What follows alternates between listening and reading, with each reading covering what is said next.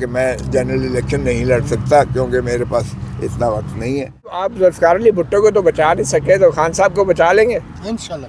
کیا کہنا چاہیں گے, کیسا لگ رہا ہے پاکستان تحریک انصاف میں شمولیت اختیار کرنے کے بعد؟ کیا فیلنگز ہیں, کوئی تبدیلی فیل کر رہے ہیں؟ دیکھیں, جو مظلوم جس کے ساتھ ظلم ہو رہا ہے اس کے لیے اس کے ساتھ کھڑا ہونا چاہیے. ظالم کا ساتھ دینا جو ہے وہ کوئی انسانیت کسی چیز کی اجازت نہیں دیتی ہے. اور یہ بدقسمتی ہے, حسینیت اور یزیدیت کی جنگ جو ہے یہ کب سے چلتی آ رہی ہے. سو اس لیے میں سمجھتا ہوں کہ اس وقت پی ٹی آئی اور عمران خان کے خلاف جو بھی یہ ریاستی تشدد کیا جا رہا ہے اس کے لیے اس کا ساتھ دینا چاہیے. اور دوسری بات یہ پاکستان کی بقا اسی میں ہے, پاکستان کی جو ہے جمہوریت کا بقا اسی میں ہے. اگر آپ آئین سرزمین بے آئین بنا دی ہے تو اس کو آئین کی بحالی ہونا چاہیے, قانون کی بالادستی ہونی چاہیے.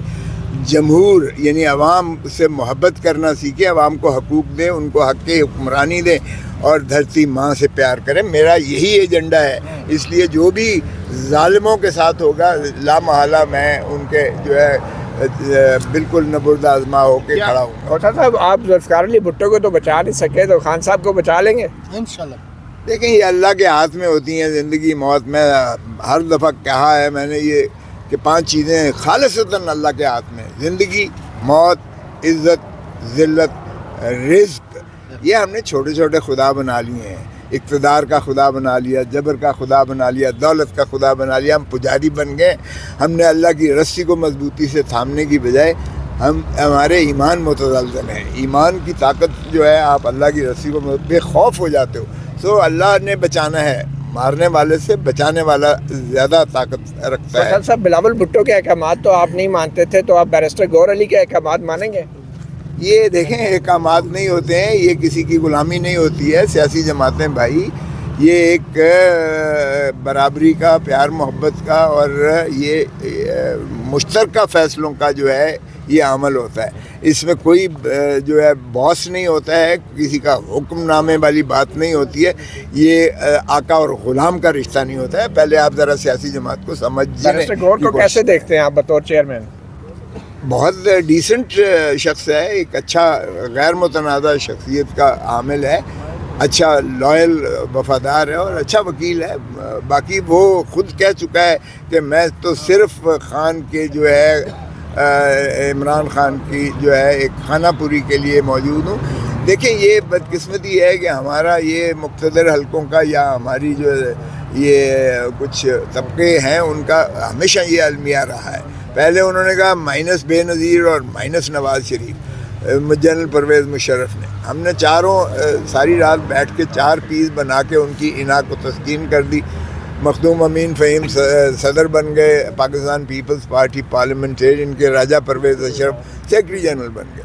محترم نواز شریف پہلے بائیکاٹ کرنا چاہتے تھے, ہم نہیں مانے, بی بی نہیں مانی بائیکاٹ پر, تو پھر انہوں نے اپنا جاوید ہاشمی کو اپنا صدر بنا لیا مسلم لیگ نون کا, اور راجہ جو ظفر الحق صاحب وہ چیئرمین بن گئے. جبکہ خود محترم نواز شریف صاحب وہ معافیا مانگ کے اور سرور محل میں ملک 10 سال کا معاہدہ کر کے چلے گئے تھے.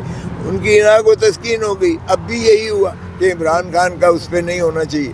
تو چلیں ٹھیک ہے, آپ کی انا کی تسکین ہو گئی, تو اب جو ہے بیرسٹر جو ہے گوہر علی خان اس کے چیئرمین ہے پی ٹی آئی کے. لیکن کیا کبھی جو ہے مخدوم امین فہیم صاحب نے پارٹی چلائی تھی؟ کبھی جاوید ہاشمی نے مسلم لیگ نے نون چلائی تھی؟ انہوں نے سائیکل سے لے کر انہوں نے جو ہے نشان شیر کا لے لیا, ہم نے تلوار سے نشان جو ہے تیر کا لے لیا. چلیں, ان کی تسلی اور تسکین ہوگی. سو اس لیے اس میں جو بھی -1 کبھی بھی فارمولا نہیں چلتا ہے. یہ عوام کی دلوں کی دھڑکن ہوتا ہے. اس وقت اگر بے نظیر تھیں یا نواز شریف اپنے مسلم لیگ نون کے, اس وقت جو ہے عمران خان لوگوں کی دلوں کی دھڑکن ہے اس وقت. سو P T I minus Imran Khan کا وجود ہی ناپید ہے. خوجہ صاحب, بیرسٹر گوہر تو کہہ رہے ہیں کہ نئے آنے والے جو ہیں انہیں ٹکٹ دینے کے بارے میں سوچ بچار کریں گے, تو کیا آپ کی کوئی کمٹمنٹ ہوئی تھی عمران خان صاحب سے؟ نہیں, میری کمٹمنٹ کسی کے ساتھ کبھی بھی نہیں ہوئی ہے. میری کمٹمنٹ صرف ملک کے ساتھ ہے. میری کمٹمنٹ آئین کے ساتھ ہے, میری کمٹمنٹ رول آف لا کے ساتھ ہے اور جمہور کے ساتھ, دھرتی ماں کے ساتھ. سننے میں آ رہا ہے کہ آپ نواز شریف کے حلقے سے ان کے خلاف الیکشن لڑیں گے, کیا ڈیسائیڈ ہو چکا ہے؟ آج میری ملاقات ہے عمران خان سے, دیکھتے ہیں کہ وہ کیا کہتے ہیں. کچھ لوگ یقیناً چاہتے ہیں کہ میں جنرل الیکشن لڑوں تاکہ لوگوں میں ایک جو ہے وہ ایک ایسی لہر اعتماد کی پیدا ہو. پی ٹی آئی کے کارکنوں مجھے سارے پاکستان سے آئی ہیں کہ آپ نے جو بھی ظاہر ہے کہ تشدد اور جبر کے تحت جو ہے وہ ذرا ادھر ادھر سے وہ سب جو ہے ماشاءاللہ سینہ سپر ہو کر باہر آ گئے ہیں اور انہوں نے مجھے مبارک بھی دی. اب اگر جب بے نظیر بھٹو نے پہلے کہا تھا تو میں نے چٹا انکار کر دیا تھا کہ میں جنرل الیکشن نہیں لڑ سکتا کیونکہ میرے پاس اتنا وقت نہیں ہے اور میں وکالت جو ہے اپنے پیشن سمجھتا ہوں, عبادت سمجھ کے میں نے وکالت کی ہے, عبادت سمجھ کے میں نے سیاست کی ہے. تو اس لیے لیکن بی بی نے بالآخر حکم دیا کہ آپ سینٹ میں آ رہے ہو and you are not seeing no. تو وہ بہن بھی تھی میری اور لیڈر بھی تھی, ان کا رشتہ میرے ساتھ ایسا تھا آپ کو پتہ ہی ہے.